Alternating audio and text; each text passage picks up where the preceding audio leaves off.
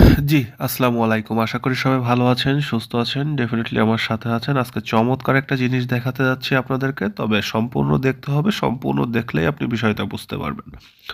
Office থেকে আসার সময় আজকে একটা পার্সেল দিয়ে আসা হয়। তো পার্সেলটা হচ্ছে সিরাজ চুই গোস্তের আপনার খাসির মাংস চুই ঝাল। তো এই ধরনের ভিডিও আমি কখনো করিনি। তবে আজকে মনে হলো একটু করা উচিত। তাই আপনাদের সামনে তুলে ধরলাম। ব্যাপার হচ্ছে এই, শুধু আমি আপনাদের সামনে তুলে ধরা না, এই সিরাজ চুই গোস্তকেও আমি দৃষ্টি আকর্ষণ করব বিষয়টা নিয়ে একটু ভাবার। যেহেতু আমার বাড়ি খুলনাতে, সেহেতু আমাদের ফেভারিট খাবার হচ্ছে খাসির মাংস চুই ঝাল, হাঁসের মাংস চুই ঝাল। আপনারা হয়তোবা জানেন যে খুলনার বিখ্যাত আপনার চুতনগরের খাসির মাংস চুই ঝাল, হাঁসের মাংস চুই ঝাল, গরুর মাংস চুই ঝাল। তারপর হচ্ছে আপনার খুলনা জিরো পয়েন্টের আপনার আব্বাসের খাসির মাংস চুই ঝাল। তো সোনাডাঙ্গায় আছে। তো এইগুলো আমরা ছোট থেকে খেয়ে অভ্যস্ত, এজন্য আমাদের খুব ফেভারিট খাবার। আর ঢাকা শহরে যেহেতু, আর এটা শুধুমাত্র আমাদের ওখান থেকে না, বাসা থেকে বাসায়ও রান্না করা হয়। যেহেতু ঢাকা শহরে আমরা ফ্যামিলি মেম্বার ২ জন আর শুধুমাত্র আমি মাটন খাই, সেজন্য হচ্ছে সিরাজকে আমাদের বেছে নেওয়া। কারণ সিরাজের খাবারটা আসলেই ভালো। তবে শুধু ভালো হলে চলবে না, আরও বিভিন্ন দিকে নজর রাখতে হবে একজন রেস্টুরেন্ট মালিক হিসেবে। যদিও এই দোষটা আমি মালিককে দিব না, কারণ এখানে কি আছে প্রথমে আমরা একটু দেখে নিই। তো দেখতে পাচ্ছেন এখানে গ্রেভি আছে, দেন হচ্ছে আপনার মানে এক কথায় ঝোল যেটাকে বলে, দেন হচ্ছে আপনার ২ থেকে ৩ পিস ইয়া আছে আপনার রসুন আছে। আর এই হচ্ছে বিশেষ আকর্ষণ যেটা মাটন পিস।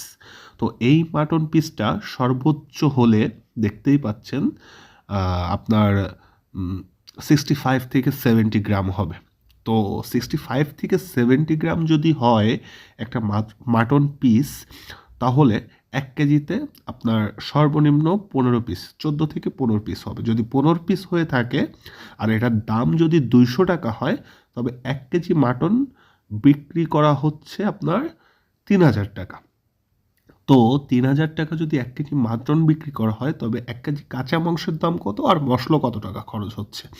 সব মিলায়ে বিবেচনা করলে আমার মনে হয় ৳২০০ মাটন পিসটা আরেকটু বড় করা উচিত। তো আমি এই জিনিসটাই দৃষ্টি আকর্ষণ করছি সিরাজকে। কারণ আমরা খুবই পছন্দ করি তাদেরকে, তাদের খাবার, এবং আমরা যাতে কন্টিনিউ তাদের কাছে যেতে পারি, এটা আমি কিছুদিন যাবৎ দেখতেছি। আর এই ব্রাঞ্চগুলো হচ্ছে ঢাকায় অ্যাভেলেবেল। আপনারা এখান থেকে আ উম আপনারা এনজয় করতে পারবেন তাদের এই খাবারগুলা। অবশ্যই যাবেন, আপনিও জানাবেন, আপনিও দেখবেন। তো আমি জানি না এটা পার্সেল বলে কিনা, এটা মালিককে বলা ঠিক না। কারণ যারা আপনার সার্ভিস করে, দেন আপনার যারা ওয়েটার, তাদেরও দৃষ্টি আকর্ষণ করছি। কারণ আপনার প্রতিষ্ঠান, আপনি যেখানে চাকরি করেন সেটা হচ্ছে আপনার প্রতিষ্ঠান। আর গ্রাহকদের সেবা দেওয়া হচ্ছে আপনাদের কর্তব্য বা ধর্ম। যাই হোক, ভালো থাকেন, সুস্থ থাকেন। আপনারাও যাবেন, জানাবেন। আমি যদি ভুল করে থাকি কমেন্ট করবেন।